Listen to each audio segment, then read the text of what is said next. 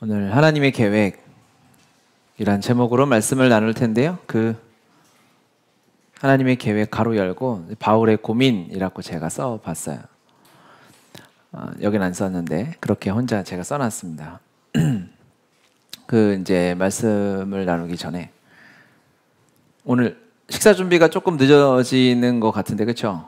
밥은 또 천천히 먹어도 되니까 이따가 끝나고 준비를 해도 되지 않을까 싶은 생각이 들어요. 그러니까 잘 안 들리셨구나. 밥 준비 나중에 하셔도 되니까 말씀을 같이 듣고 하자라는 말씀을 드렸고, 밖에 소리가 잘 안 들리나 봐요. 제 소리 크게 해주시고. 어제 우리가 또 6월 전도를 토요일 날 오랜만에 했는데 또 후원해 주시는 서울수본교에서도 와주셨고 지체들이 와주셔서 이제 사실 주중에 계속 비 예보가 있었잖아요. 그랬는데 어제 아침에 비 예보가 뒤로 쫙 밀리고 이제 사진에서 보신 것처럼 텐트도 좀 쳐놓고 찬양하고 이렇게 하는데 너무 감사하더라고요. 텐트를 치러 제가 먼저 나갔어요. 그런데 이거 아닌데 싶은 생각이 들더라고요. 너무 더운 거예요. 텐트 안은 거의 찜통 같은 느낌이고, 야 이거 큰일 났다, 이거 어떡하지. 그래서 일단 근심 걱정을 누르기 위해서 이제 아이스 아메리카노로 이제 카페인을 좀 충전하고 이렇게 전도팀을 기다리고 있는데, 야 진짜 신기하게 팀이 딱 오자마자 시원한 바람이 불기 시작하는 거예요. 그래서 너무 감사하게 또 시원하게 전도할 수 있는 그런 시간이었습니다. 기도해 주셔서 감사하고 함께 해주신 제들에게 감사하고요. 계속 사랑과 복음을 전하는 교회 되길 바랍니다.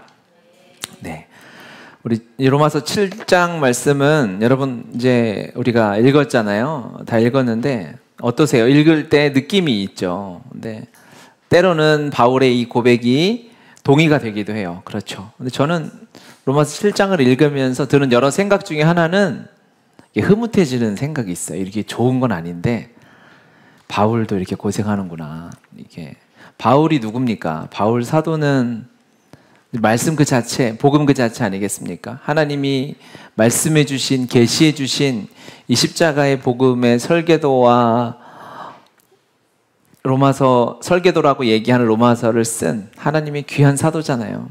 그런데 그가 여전히 지금 로마서 7장을 불신자 때 쓴 게 아니에요. 로마 교인들에게 쓴 하나님의 생명의 말씀의 권면이지 않습니까? 그런데 그가 자기 속에 있는 죄 때문에 고민하고, 얘기는 뭐냐면 내가 하나님을 열심히 믿고 따라가는데 여전히 내 안에 죄악됨이 있는 거죠. 예수님을 믿고 예수님 때문에 너무너무 행복한데 때로는 근심과 걱정과 두려움과 우울함이 자기를 찾아오는 거예요. 미래에 대한 불투명한, 내 삶에 대한, 내 사역에 대한 고민들이 바울을 찾아와서 바울이 감사함이 있어요. 예수님 때문에 행복함이 있는데 그럼에도 불구하고 여전히 내 안에 살아있는 것 같은 이 죄의 강력한 힘 때문에 고민하고 씨름하고 있는 고백이 바로 이 바울의 절망이 담겨 있는 것이 로마서 7장입니다. 바울이 부족해서 이런 게 아니죠.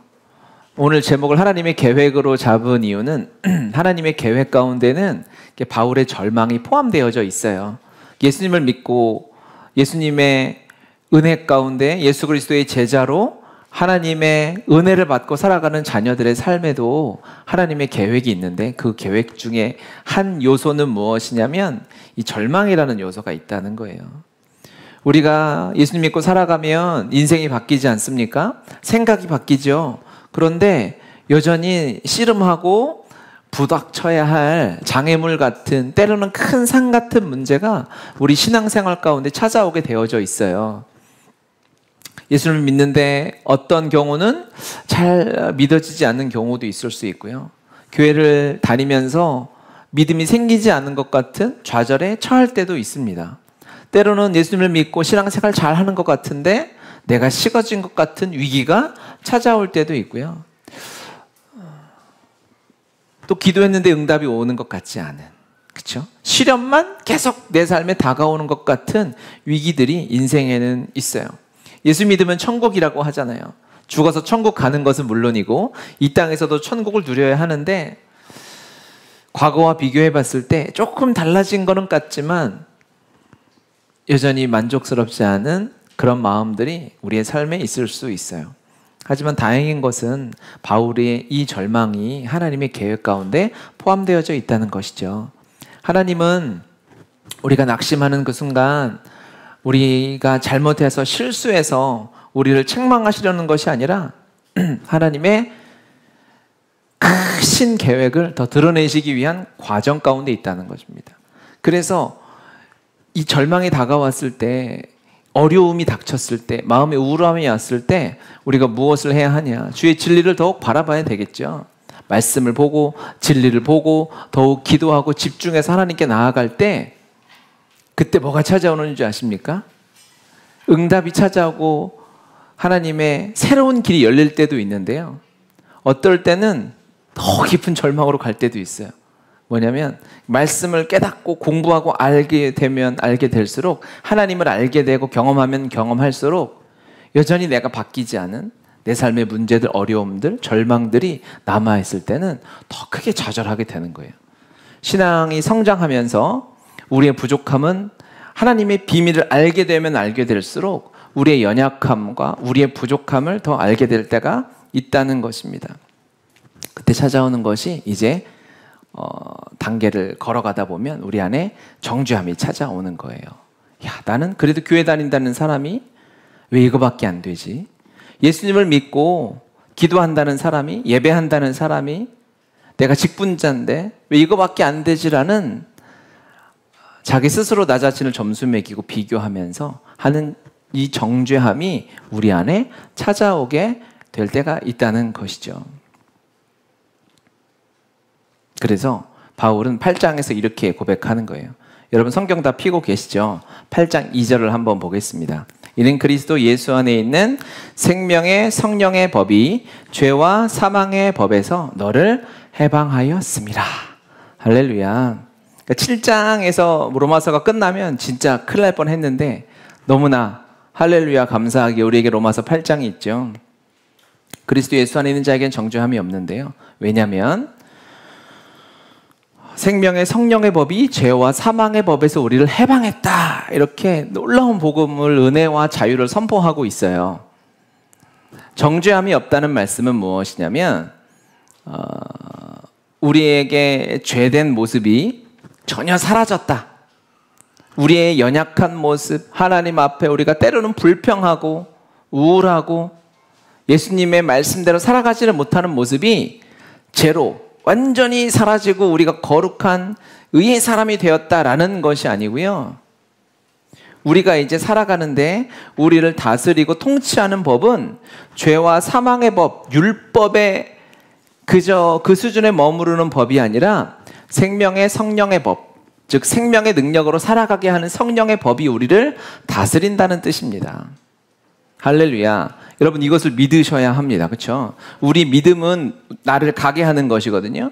그러니까 우리는 죄와 사망의 법에 주관해서 살아가는 게 아니라 성령의 법 아래 우리가 살아가게 된다는 것입니다. 할렐루야. 그런데 이거 여기까지는 다 아멘 하시겠죠? 예수님을 믿는 여러분들, 지금 이 시간 예배하는 모든 지체들의 삶을 주관하는 법은 어떤 법이냐면 성령의 법이에요. 성령님이 내 안에서 이끌어 가시는 것. 바울도 그걸 깨달았어요. 그런데 성령의 법에 이끌려서 우리 안에 성령이 사시고 내가 걸어다니는 성전임에도 불구하고 내가 바울이 고백처럼 막 내 안에 여전히 죄가 살아있는 것 같은 연약함이 드러나고 죄를 짓게 되고 낙심하게 되고 판단하게 되고 습관적인 죄를 끊어내지 못하는 어려움에 빠져 있는 사람들이 바울 자신도 있을 수 있다는 거예요. 이것이요. 죄와 사망의 법 안에 있을 때는 그것이 정죄함 받거든요. 그런데 성령의 법 아래 있는 사람에게는 그것이 정죄함이 아니라 자유함으로 인도한다는 거예요. 일단 들어놓으세요. 이해가 안 돼도 들어놓으시고 빨리 설명해라고 재촉하지 말고 들어놓은 단계가 있어요. 이게 무슨 말이냐면요. 우리의 죄, 우리의 연약함, 우리의 악함, 습관적으로 실수하고 실패하는 모습들이 드러난다는 것은 어떻게 보면 그 장면만 놓고 보면 예수님을 모를 때도 예수님을 믿고 살아갈 때도 동일하게 드러날 수 있어요. 그런데 죄와 사망의 법 아래 있는 사람은요, 실수, 잘못, 죄, 실패가 드러나면요, 그것은 심판인 거죠. 정죄함 받게 되는 거죠. 판사 앞에서, 재판정에서 드러나는 것과 똑같아요. 우리가 우리의 연약함이 드러나는 것이 판사 앞이고 검사 앞이라면 우리의 죄를 어떻게든 숨겨야 하죠. 그렇잖아요. 죄가 적어야 벌을 덜 받잖아요. 그러니까 사람을 10명 죽였어도 1명 죽였다고 거짓말하고, 내가 많은 것을 훔쳤어도 조금 훔쳤다고 하고, 잘못한 것을 어떻게든 축소하고 나는 괜찮은 사람인 것처럼 해야 그 사람은 벌을 덜 받고 괜찮은 사람이 되는 거예요. 이것이 죄와 사망의 법 아래에서 살아가는 사람들의 마음에서 그런 일들을 하게 됩니다. 생각을. 그런데 생명의 성령의 법 아래, 성령의 법 아래 사는 사람은 어떨까요? 그 사람은 치유받기 위함이고 회복되기 위함, 그런 자리에 있는 것입니다. 즉 의사 앞에 있다고 보시면 되겠어요. 의사가 진료를 하고 이 의사가 최고의 의사예요. 뭐든지 말하면 다 고쳐줄 수 있는 거예요. 그러면 그 의사 앞에서는 우리의 연약함을 말해야 하나요? 숨겨야 하나요? 당연히 말해야죠. 어떻게든 더 말을 해야죠. 그래서 병원에 가면 항상 의사가 물어보잖아요. 어디 아파서 오셨어요? 그런데 알아맞혀봐요 이렇게 하면은 의사가 나가라고 하죠. 넌 네가 고쳐라 하고 나가.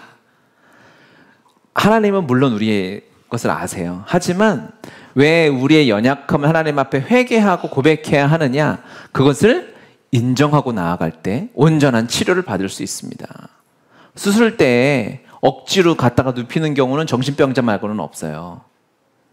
스스로 가서 내가 치료받겠다고, 수술받겠다고 동의하고, 또는 정신이 없을 때는 가족이 동의하고 수술대에 눕게 되죠. 그러면 거기서는 의사가 나를 건강하게 내 뱃속에 있는 잘못된 것들, 암덩어리를 건져내려면, 배를 열었으면 있는 암이든 없는 암이든 다 긁어내서 깨끗하게 고쳐줘야 되잖아요. 그 수술대 위에 누워서 우리가 치유받기 위함인데도 불구하고, 제가 간이 안 좋으니까 간 빼고는 절대 건들지 마 의사, 이런 사람이 있을 수는 없는 거예요. 이것이 생명의 법 안에, 성령의 법 아래 살아가는 사람들이 경험하는 것입니다. 그러면 정죄할 수 있을까요? 아니죠. 그것이 그의 실수와 그의 죄악으로 인해서 온전한 그의 잘못이라면 스스로 정죄하고 판단하고 난 이거밖에 안 돼서 이 병에 걸렸구나 라고 스스로 손가락질 해야 되겠죠. 그런데 우리가 죄 지은 것은 우리가 잘못해서가 아니라 죄인으로 태어나서 죄를 지을 수밖에 없었기 때문에 그저 바울이 얘기하는 자신의 연약함들, 나의 약함, 모습들이 하나님의 말씀 앞에서는 드러나면 드러날수록 그것이 복인 줄 믿습니다. 할렐루야. 드러나면 말씀 앞에서, 공동체 안에서, 하나님의 역사하심 안에서 우리 연약함이 드러나면 드러날수록 하나님의 크심을, 하나님의 치유하심을 더 경험하게 되는 것입니다. 감추면 감출수록 대비가 안 되는 거예요. 감추면 고쳐주시려고 해도 하나님 앞에 나오지 않으면 고침받을 수 없는 거죠. 빨리 하나님 앞에 나가서 얼른 치료받는 것이, 그것이 의사들도 얘기하잖아요. 빨리 나와서 빨리 고침받는 게 돈 버는 거다, 시간 버는 거다. 나중에는 의사 앞에 가도 늦을 때가 있다, 이렇게 말하지 않습니까? 여러분, 그렇기 때문에 주님 안에서 이 바울의 고백이 은혜이고 감사인 것입니다. 우리 정죄함, 그리스도 예수 안에 있는 자에게는 결코 정죄함이 없나니. 할렐루야. 그것은 우리가 성령의 법 아래에 있기 때문에 그렇습니다. 우리의 연약함도, 우리의 실수도, 그것을 잘했다고 제가 박수치는 건 아니지만 그것을 드러나게 하신 이가 성령이시오. 드러나게 하신 분께서 진단하신 거예요, 말씀으로. 그것을 고쳐주시고 새롭게 하시고 강하게 하시기 위한 하나님의 계획인 줄 믿습니다. 할렐루야. 이것이 하나님의 계획 가운데 포함되어져 있어요. 즉 앞에 바울이 고백했던 절망은 우리의 몸으로 치면은 통증과 같아요. 통증이 와야, 내가 아파야 병원에 가는 거잖아요. 통증이 없는 병이 있잖아요. 나병 환자들이 통증이 없다고 하죠. 손가락에 떨어져 나가도 아프지 않기 때문에, 그래서 그 사람이 큰일 나고 죽게 되는 거 아니겠습니까? 주님 안에서 나의 연약함을 발견하게 되는 것, 나의 아픔을 발견하게 되는 것, 그것은 하나님의 기가 막힌 축복과 은혜를 경험하게 되는 통로로 우리가 믿음으로 받아들여야 합니다. 그래서 그때 찬양해야 하는 것이죠. 그때 감사해야 하는 것이죠. 마가복음 10장에 아주 이 예를 정확하게 표현한 맹인이 나와요. 시각장애인이 나오는데, 예수님이 지나가시는데 이 시각장애인이 예수님을 불러요. 다윗의 자손 예수여 나를 불쌍히 여기셔서 막 소리를 지릅니다. 그랬더니 이제 예수님이 물어보시죠. 그 사람은 눈이 안 보여요. 그러니까 예수님을 불렀죠. 소문을 들었겠죠. 예수를 만나니까 고침받더라. 그러니 예수님 때문에 이제 당시 의료기술로는 뭐 안구 이식을 할 수도 없고 스스로 고칠 수 없기 때문에 예수님 말고는 소망이 없는 거예요. 그래서 예수님 앞에 나오죠. 그의 불편함 때문에, 장애 때문에, 어려움 때문에 주님 앞에 다윗의 자손 예수여 나를 불쌍히 여기소서라고 외쳤더니 예수님께서 오셔서 네가 무엇을 원하느냐 그랬더니 그 사람이 뭐라고 했겠어요? 보기를 원합니다라고 했겠죠. 나 보고 싶습니다. 그랬더니 주님께서 하시는 말씀은 그래 네가 보거라 라고 하시지 않고 너의 믿음이 너를 구원하였다라고 합니다. 이게 깨달아줘야 돼요. 이게 그냥 그래 좋겠다 이게 아니라 우리 육신의 삶에서 다가오는 이런 문제들 때문에 결국 그 사람은 구원을 받게 되는 것입니다. 그냥 눈이 보이는, 안 보이던 눈이 떠지는 육신의 복을 받는 수준에 머무르는 것이 아니라 육신의 연약함은 이 세상에서 닥치는 고통과 환난과 어려움이 결국 영적인 하나님의 부흥을 가져온다는 것입니다. 할렐루야. 그러면 이 하나님의 계획을 우리가 깨달아야죠. 이 공식은 인생의 성경에 어디에 대입해도 다 다가옵니다. 세상의 삶에, 육체의, 가정의, 환경의, 직장의, 일터에 문제가 찾아와요. 그것 때문에 하나님을 부르짖죠. 그 하나님이 어떤 응답을 주십니까? 이 땅에 복에 한정되는 것이 아니라 영적인 우리의 영혼의 생명과 영적인 부흥을 허락해 주시는 것입니다. 할렐루야. 아멘이세요? 이것이 뭐냐? 이것이 바로 성령의 생각인 것입니다. 8장 3절, 4절, 5절, 6절 같이 읽겠습니다. 율법이 육신으로 말미암아 연약하여 할 수 없는 그것을 하나님은 하시나니 곧 죄로 말미암아 자기 아들을 죄 있는 육신의 모양으로 보내어 육신의 죄를 정하사 육신을 따르지 않고 그 영을 따라 행하는 우리에게 율법의 요구가 이루어지게 하려 하심이니라. 육신을 따르는 자는 육신의 일을, 영을 따르는 자는 영의 일을 생각하나니 육신의 생각은 사망이요 영의 생각은 생명과 평안이니라. 아멘. 제가 마가복음 10장에 이 맹인의 이야기를 들려드렸어요. 여러분, 우리 살다 보면 기도 제목들이 있죠. 문제와 어려움과 기도 제목이 없는 사람은 한 사람도 없어요. 그렇죠. 그러면 그것은 왜 우리의 삶에 주어졌을까요? 그것이 왜 하나님의 계획일까요? 하나님은 그것을 통해서 무엇을 주시려고요? 하나님의 구원과 하나님의 영광과 영적으로 우리가 하나님을 경험하고 주님과 동행하는 삶을 주시기 위한 하나님의 계획이겠죠. 믿으십니까? 그렇게 될 것 같아요? 그것이 영의 생각인 것입니다. 영의 생각, 성령의 생각이라고 해서 생명과 평안이지 않습니까? 그러면 우리는 생각해요. 성령의 생각이니까 성령이 내 안에 사시니까 내가 하나도 그냥 악한 생각, 잘못된 생각하지 않고 온전히 성령님께 사로잡혀서 24시간 365일을 그냥 다 성령님과 성령이 기뻐하시는 생각만으로 채워진다. 우리가 그 삶을 향해 가고 있지만 당장 우리가 붙잡아야 할 것은 무엇이냐면 하나님께서 주신 이 어떻게 보면은 이 작은 조각 같은 한 토막 같은 성령의 생각을 붙잡는 것입니다. 이것을 붙잡고 나아가는 것이 우리가 믿음으로 취할 수 있는 것이에요.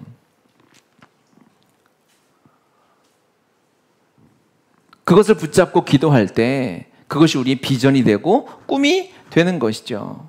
여러분, 그 문제, 가정에 분란이 있어요. 어려움이 있어요. 믿지 않는 사람이 있어요.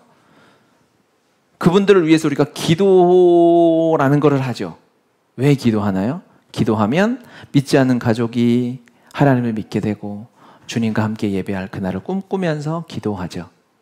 아멘이세요? 이것이 성령의 생각이라니까요. 우리는 너무 당연히 다 그런 얘기를 하고 맨날 기도하니까 익숙해져서 성령의 생각인지 몰라요. 그냥 내가 원하는 거라고 생각을 하는데 이것을 주신 이가 성령이시라고요. 하나님의 꿈을, 하나님의 역사를 꿈꾸게 하신 이가 성령님이라는 걸 우리가 받아들여야 돼요. 혹시 절 다니는 사람이 가족 구원을 꿈꾸는 거 봤어요? 맨날 절에 가는데, 맨날 주말마다 놀러 다니는데, 아, 우리 가족은 주님을 온전히 예배하는 교회가 됐으면 좋겠습니다. 그렇게 할 수 있겠어요? 하지 않아요. 할 수 없어요. 불가능하죠. 어떻게 하겠습니까? 오직 성령이 우리 안에 사시는, 성령의 지배를 받고 사는 사람들이 성령의 생각을 하면서 사는 거예요. 여러분의 마음 안에 성령의 생각이 있습니다. 아멘이죠. 아멘. 그 성령의 생각을 붙잡고 살아가야 하는 것입니다. 우리가 어제 전도했는데요. 전도가 무엇이냐면 바로 성령의 생각을 집어넣어 주는 것입니다. 그러니까 전도하면은 우리가 그 사람을 끄집어내가지고 간신히 교회를 데려와서 앉혀서 야, 교회 나왔습니다. 새 가족입니다. 뭐 그것도 전도가 되겠죠. 그런데 전도는 무엇이냐면 성령의 생각은 하나도 없이 오직 육의 생각을 하면서 살아가는 영혼이 성령의 생각을 할 수 있도록 기회를 주는 것이고 성령의 생각을 넣어주는 것입니다. 예수님으로 살아가는 사람, 예수님으로 꿈꾸는 사람, 그 생각을 온전히 다 이루라는 것이 아니고 그 길로 갈 수 있도록 보여주는 것이죠. 아, 예수 믿으면 저렇게 행복하게 살 수 있는 것이구나. 예수 믿으면 천국을 꿈꿀 수 있는 것이구나. 그전에는 생각할 수 없어요. 그전에는 그게 주님 안에 없을 때는 그게 꿈꿔지지 않아요. 주님 안에 있기 때문에 이것이 기쁨이 되고 감사가 되는 것이고 그것을 바라보게 되는 성령이 하시는 일입니다. 어제 전도하는데 거기서 이제 노방 찬양을 막 했어요. 찬양이 너무 기쁘고 신나더라고요. 우리 강 집사님이 찬양하고 있는데 그 얘기를 하셨어요. 아우, 예전에는 자기가 본인이 이제 다니실 때 이렇게 찬양하고 막 춤추고 하면은 뭐라고 표현하지 기억이 안 나는데 하여튼 왜 저러나 이렇게 생각하셨대요. 그런데 주님 성령이 이제 그 안에 들어오셨잖아요. 그러니까 왜 이곳에서 기쁘게 찬양하는지 알겠다라고 하시는 거예요. 성령이 하신 일이죠. 성령은 이 일을 하고 계시는 거예요. 우리에게 꿈을 주시고 우리에게 말씀을 주시고 우리가 기도하게 하시고 성령이 행하시는 일을 꿈꾸는 것, 기대하는 것. 어떻게 보면요, 성령이 하시는 일은 그게 전부가 아닐까 싶어요. 그것만 붙잡으면 되는 거예요. 엘리야가 이제 열왕기상에 보면 엘리야 하면은 딱 생각나는 장면이 있으십니까? 엘리야 선지자. 처음 들어보시는 분도 계실 테니까 엘리야 선지자 얘기를 잠깐 해드리면 엘리야는 이제 모세와 엘리야는 사실은 구약을 어떻게 보면은 이렇게 상징하는 사람 중에 하나예요.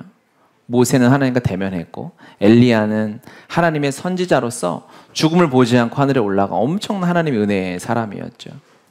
근데 이 엘리야가 이제 바알과 아세라 우상을 섬기는 이방 그 아합 왕과 대결을 하게 됐어요. 비가 오지 않는 시대에 비가 가뭄이 너무 극심하게 찾아오니까 아합 왕도 그렇고 죽게 생긴 거죠. 엘리야가 하나님의 말씀을 마음으로 받아서 선포합니다.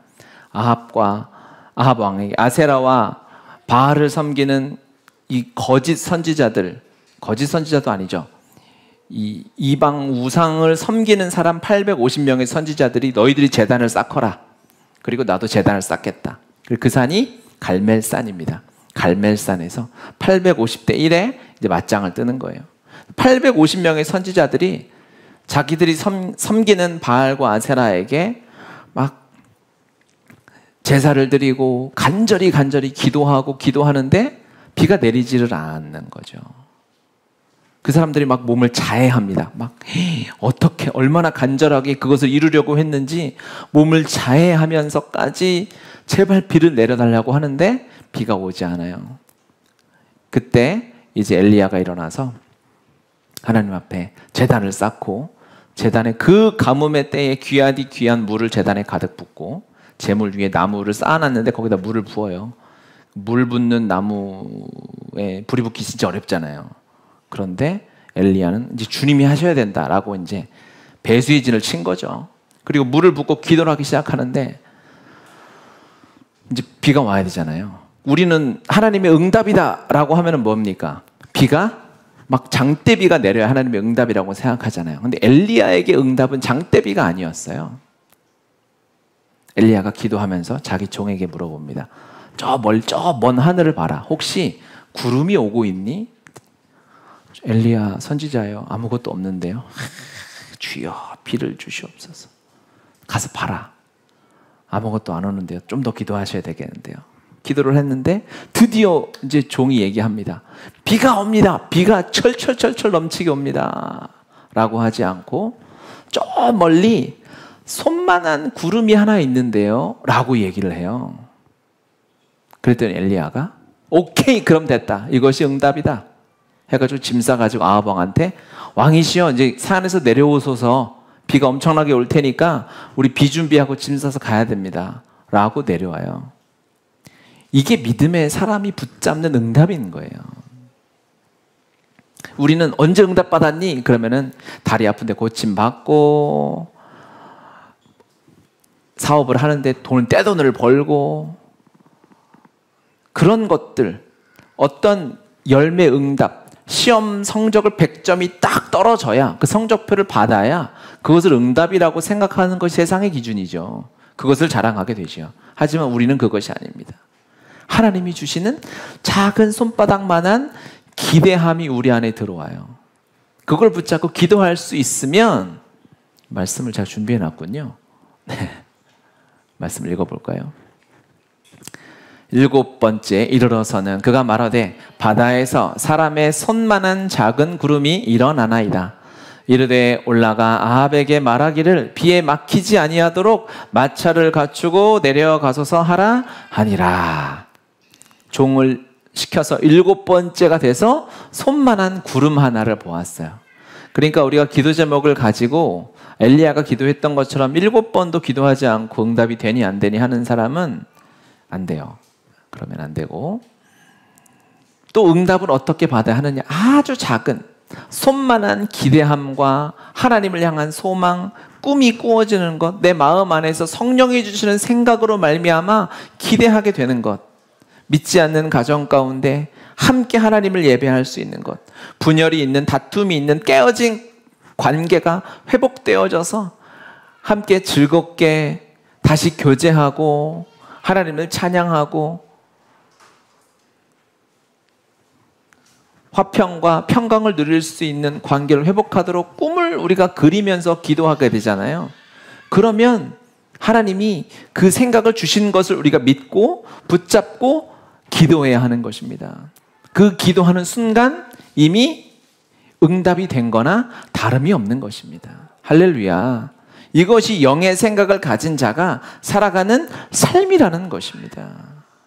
영이 살아있는 성령이 우리 안에 있는 사람이 할 수 있는 것이 바로 그래서 이 손만한 구름, 작은 기대감, 그저 기도밖에 없는 것 같은데 그것을 붙잡고 하나님의 일하심을 누리면서 살아가는 사람이 바로 하나님의 사람이요 성령의 사람인 것입니다. 지난주에 이렇게 프로그램을 보다가 엄청 감명받은 점이 있었어요. 이 뉴스에도 나왔던 건데 한 군의관 의사가 나왔는데요. 이제 군의관인데 이제 중증 환자를 수술하는 의사더라고요. 근데 한 환자가 이제 병원에 실려왔는데 작년 10월에 있었던 사건이래요. 한 병사가 군인인데 모르고 지뢰를 밟은 거예요. 지뢰를 밟았어요. 그러니까 지뢰를 여러분 안 밟아봤죠? 그렇죠? 저도 안 밟아봤는데 이게 얼마나 상상도 안 되는 일이잖아요. 근데 지뢰를 밟은 사람이 죽을 수도 있고 하반신을 못 쓰게 될 수도 있는데 근데 그 병사는 어떻게 됐냐면 지뢰를 밟았는데 뒤꿈치 부분이 다 이제 날아가 버린 거예요. 그러니까 이게 발이라면 이 발목이 이렇게 있죠. 뒤꿈치 이만큼이 날아간 거예요. 보통 그렇게 되면 이제 발목을 절단하거나 수술이 늦어지게 되면 그 위로 이제 신경이 뭐 썩어가서 이제 그게 어떻게 안 좋아져서 죽을 수도 있게 되니까 절단을 해야 되는데, 그래서 그 의사가 딱 가서 봤는데 신경이 많이 손상되어져 가고 있는데, 의사가 딱 본 게 무엇이었냐면 발가락이 이렇게 움직이더래요. 그러면 아직 발이 다 죽은 건 아니네. 여러분, 발가락이 희미하게 움직이는 걸 가지고 그 의사는 희망을 보더라고요. 그러더니 나한테 기회를 달라 라고 얘기하면서 그 병사의 엄마가 이제 대전인가 어디서 막 올라오고 있었대요. 그 엄마의 마음은 어떨까요? 엄마를 붙잡고 의사가 얘기를 하더래요. 이 의사가 진짜 그 말이 대단해요. 발가락이 움직이는, 이미 뒤꿈치는 이만큼 날아갔어요. 어떻게 설명해야 돼? 제 걸 보여드릴 수도. 어디 날아가는데 그 발가락이 희미하게 움직이는 걸 보고 어머니 걱정하지 마세요. 제가 뛰게 해드릴게요. 여러분, 이게 지금 뭐 집회를 하는 게 아니고 의사가 한 말이에요. 그러더니 우리나라에는 뭐 공공 뭐 그런 이렇게 신장 이런 걸 기증하고 하잖아요. 그런데 장기를 보관하고 있는 은행 같은 데가 있대요. 거기서 맞는 발꿈치를 가져다가 수술을 해가지고 화면이 나올걸? 야, 내가 이 사람이에요. 이 병사인데 저 발꿈치가 저렇게 보이죠? 저만큼이 이식을 한 거예요. 여러분, 우리나라 세상의 의료기술이 얼마나 대단한지 발꿈치 이식까지 하더라고요. 어떻게 되겠습니까? 발꿈치가, 제가 저게 크게 보면 너무 이제 징그러워가지고 제가 작게 했는데, 영상을 보면 이게 수술한 직후에 바로 이렇게 걷게 되는 거예요. 다시 보자. 야, 다시 봅시다. 수술한 직후에 지뢰를 밟아가지고 발목이 날아갔는데, 발 뒤꿈치가 날아갔는데, 이 발가락에 조금 신경이 연결되어 있다는 것 가지고 저 다시 걷게 하는. 그러면서 저 방금 우리가 봤던 장면이 의사가 자기 폰으로 찍었대요. 제가 이제 여기는 뉴스는 안 나오는데 그러면서 그 의사가 저 표일병한테 한마디 했다는 거예요. 야, 표일병, 내가 약속 지켰다 라고 얘기했다는 거죠. 내가 너 걷게 해줄게. 엄마한테는 뛰게 해줄게 라고 얘기했다는 거예요. 우리 안에 있는 하나님이 주신 이 작은 생명의 씨앗들은 하나님의 손에 붙들렸을 때 엄청난 하나님의 역사를 가져오게 된다는 것을 여러분 기억하셔야 합니다. 할렐루야. 그래서 영의 사람이라는 어떤 사람인가요? 우리가 로마서 7장과 8장에 바울의 절망, 하지만 하나님의 계획, 즉 우리가 정죄함 없는 성령의 생명의 성령의 법 아래 살아가는 우리 영의 사람들이지 않습니까? 즉 영의 사람들은 어떤 사람들이냐면 아주 작은 것이라도 하나님이 주신 기대함을 붙잡고 기도하는 사람인 것입니다. 눈에 보이는 환경이 여전히 답답하고 어렵고, 저 표일병의 어머니가 인터뷰를 보면 올라오면서 꿈꿨던 것은 하나가 있어요. 걷게 해주는 것도 아니었어요. 제발 우리 아들이 살아만 있으면 좋겠다. 당연한 거 아니겠어요? 그런데 그걸 붙잡고 왔는데 실력 있는 의사 손에 그 생명이 던져지면 살아있는 게 뭡니까? 뛸 수 있도록 만들어주는 거죠. 하나님이 우리 안에 주신 이 세상에서 여전히 우리 스스로 나는 왜 내 안에 여전히 죄의 모습이 살아있을까? 나는 왜 안 될까? 실패할까? 왜 내 삶에 문제가 또 다가오고 나는 변하지 않는 것 같을까? 라는 정죄함이 나를 공격할 때가 있어요. 하지만 우리는 그 죄와 사망의 법 아래 사는 자가 아니라 성령의 법 아래 사는 자입니다. 그 사람들은 누구라고요? 작은 하나님이 주시는 영의 생각을 붙잡고 기도하는 사람인 줄 믿습니다. 기도하면 능력이 나타납니다. 기도할 때 그것이 바로 응답인 것입니다. 기도가 응답인 것입니다. 기도하면 응답을 받는다? 맞죠. 맞는 말이지만 기도 그 자체가, 우리가 그 시간에 성령의 인도하심을 받아서 기도의 자리에서 하나님의 이름을 높이고 찬양하는 그 자체가 영의 사람으로 살아간다는 것을 여러분 기억하시길 바랍니다. 그 하나님의 역사를 보게 될 줄 믿습니다. 우리 같이 기도하겠습니다. 말씀을 정리하면 오늘 말씀 하나님의 계획, 바울의 고민이었어요. 우리 스스로 여러분 낙심하고 실패하고 넘어져 있을 때 하나님과 회개하고 나아야 될 영역이 있겠지만 여러분 좌절할 필요 없습니다. 주님이 우리의 연약함을 드러내시는 것은 뭐라고요? 우리를 수술하시기 위함입니다. 우리를 건강하게 하시기 위한, 영적인 부흥을 주시기 위한, 주님 내가 보기를 원합니다. 오케이, 너 그것 때문에 내가 너에게 구원을 주겠다라고 약속하시는 예수님의 음성을 들으시길 바랍니다. 할렐루야. 우리 같이 기도합시다.